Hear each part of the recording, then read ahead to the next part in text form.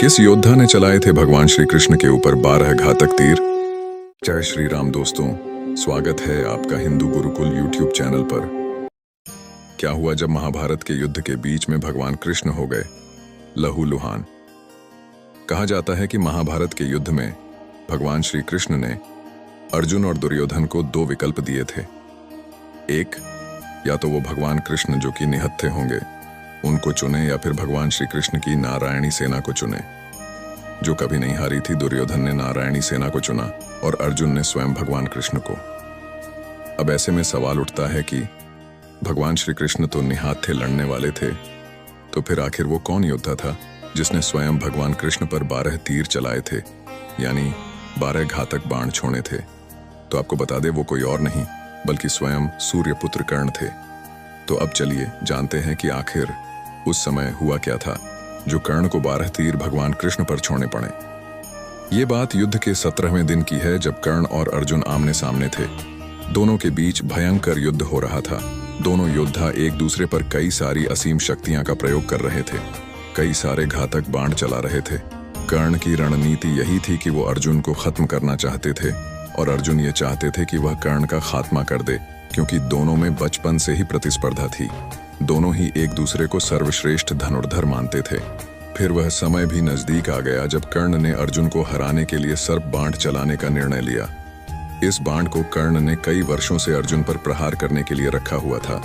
वास्तव में ये बाण पाताल लोक में अश्वसेन नाम का एक नाग था, जो अर्जुन का परम शत्रु था और उसकी शत्रुता का मुख्य कारण था।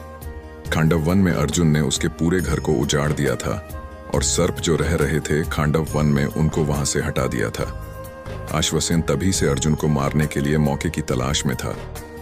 कई सारे धार्मिक सीरियल्स में, महाभारत में आपने देखा होगा कि वो कहते हैं कि उन्हें तक्षक नाग मारना चाहता था। महाभारत के विभिन्न ग्रंथों में उन्हें अलग अलग नाम से दर्शाया गया है।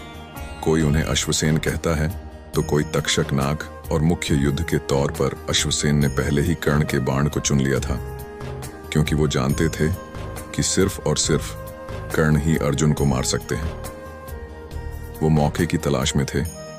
कर्ण को सर्प बाण का प्रयोग करते देख अश्वसेन खुद उनके बाण पर जाकर विराजित हो गए। अर्जुन पर तीर का निशाना चलाया।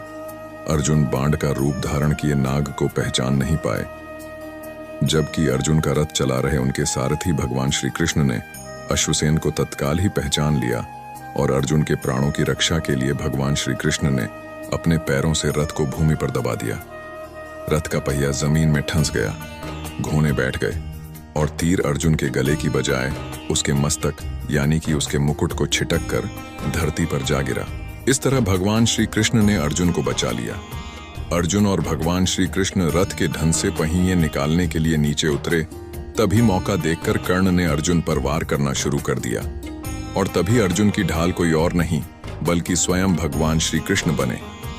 उसी समय मौके पर 12 तीर श्री कृष्ण के शरीर में जाकर धंस गए। पूरी सृष्टि के रचयिता भगवान विष्णु के अवतार श्री कृष्ण ने उन बाणों के घाव को सह लिया। तब भगवान ने अर्जुन को अश्वसेन के बारे में बताया। अर्जुन ने 6 तीरों की सहायता से अश्वसेन के टुकड़े टुकड़े कर दिए, और इस तरह भगवान श्री कृष्ण ने स्वयं पीड़ा सहते हुए परम प्रिय अर्जुन को बचा लिया। सिर्फ इसी वजह से कर्ण के 12 तीर स्वयं भगवान कृष्ण ने खाए थे।